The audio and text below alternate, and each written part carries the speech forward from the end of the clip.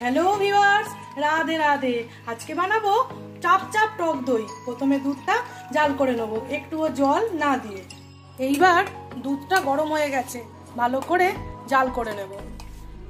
বেশ ভালো করে দুধটা ফুটিয়ে নিলে তাহলে দইটা একদম চাপ চাপ হবে। দুধ খুব সুন্দর জাল হয়ে গেছে। এবার আমি গ্যাসটা অফ করে ঠান্ডা হতে দেবো। কিছুটা টক দই দেবো। টক দইটা ভালো করে ফেটিয়ে নেবো। 1 লিটার দুধের জন্য আমি 3 চামচ দিলাম।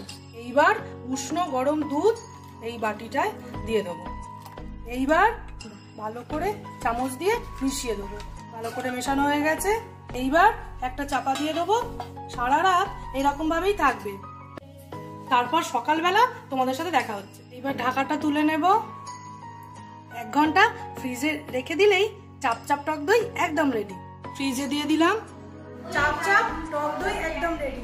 আজকের মতো টাটা।